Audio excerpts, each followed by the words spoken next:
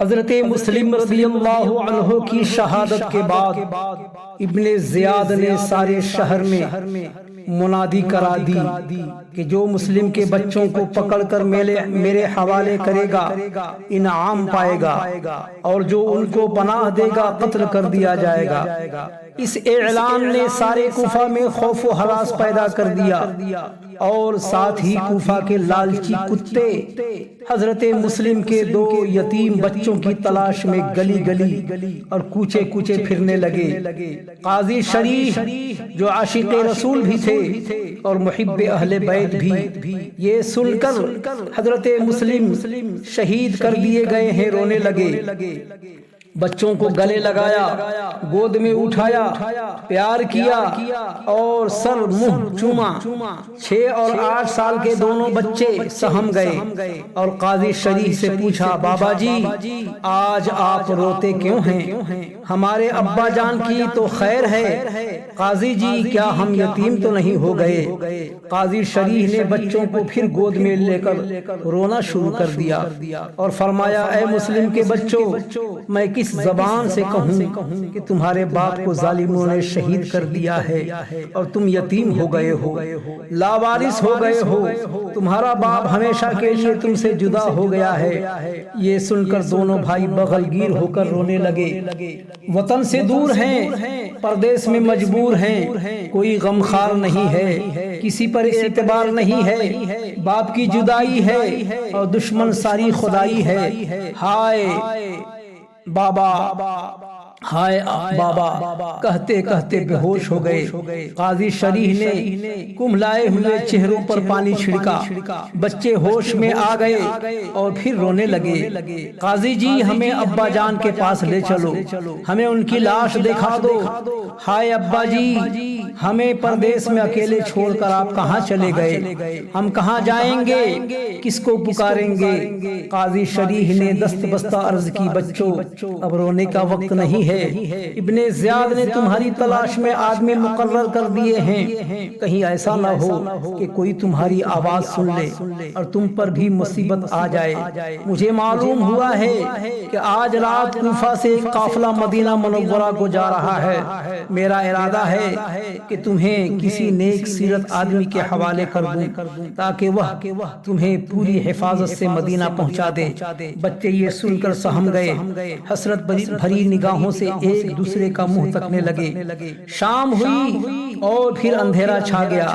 قاضی شریح نے اپنے بیٹے اسد کو فرمایا کہ بیٹا مسلم کے ان دونوں یتیموں کو لے جاؤ اور آج رات کو مدینہ منورہ جانے والے قافلے کے ساتھ کسی نیک آدمی کے حوالے کر آؤ۔ قاضی صاحب نے 50 درہم بچوں کی کمر پر باندھے اور تھوڑا سا کھانا ساتھ دیا اور دونوں کا سر منہ چوم کر گھر سے رخصت کر دیا۔ دونوں مظلوم اور یتیم بچے آہیں بھرتے اپنے باپ کی لاش سے بھی بے خبر خاموشی سے اسد کے ساتھ جا رہے تھے۔ دروازے پر پہنچے تو کسی نے بتایا کہ تھوڑی دیر ہوئی قافلہ جا چکا ہے۔ اسد نے کہا، بچوں قافلہ تو جا چکا ہے، ابھی دور ہی گیا ہے۔ وہ دیکھو گردے قافلہ نظر آ رہی ہے، تھوڑا دوڑو اور قافلہ سے جا ملو۔ شہزادے تھے دوڑتے کیا، مظلوم تھے بھاگتے کیا، اور یتیم تھے چلتے کیا۔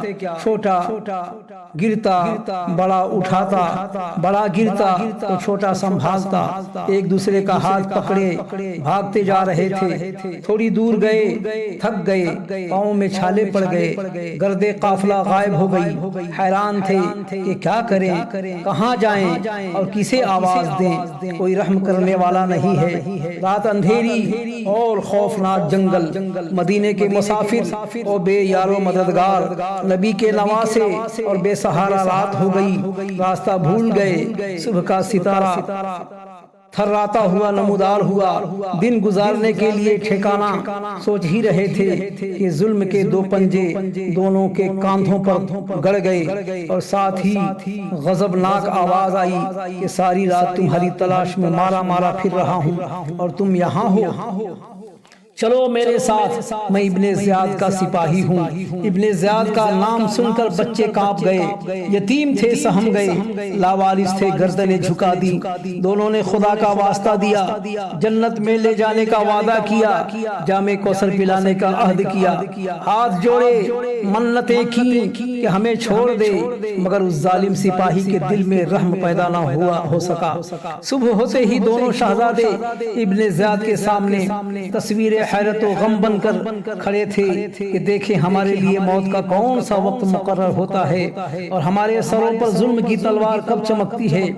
ابن زیاد نے حکم دیا کہ دونوں کو جیل میں بند کر دو اور داروغہ جیل سے کہو کہ جب تک یزید کی طرف سے ان کے متعلق کوئی دوسرا حکم نہ آئے ان کی نگرانی رکھے۔ پھر دوپہر سے پہلے ہی حضرت مسلم کے دونوں لختے جگر کوفہ کی جیل کی اندھیری کوٹھری میں بند ہو گئے۔ جیل کا داروغہ جس کا نام مشکور تھا، کملی والے کا غلام اور محب اہل بیت تھا، بچوں کو پیار کیا، کھانا کھلایا، قدم چومے اور عرض کی اے مسلم کے بیٹو گھبراؤ نہیں، میں تمہارا خادم ہوں اور میرا نام مشکور ہے اور میں تمہارا مشکور ہوں کہ تم میرے مہمان ہوئے۔ سارا دن خدمت کی، رات ہوئی تو مشکور نے دونوں کو گود میں اٹھایا، جیل کا دروازہ کھولا اور رات کے اندھیرے میں کوفہ سے باہر لے گیا، اپنی انگوٹھی دی اور کہا کہ یہ راستہ سیدھا قادسیہ کو جاتا ہے، وہاں چلے جاؤ، وہاں میرا بھائی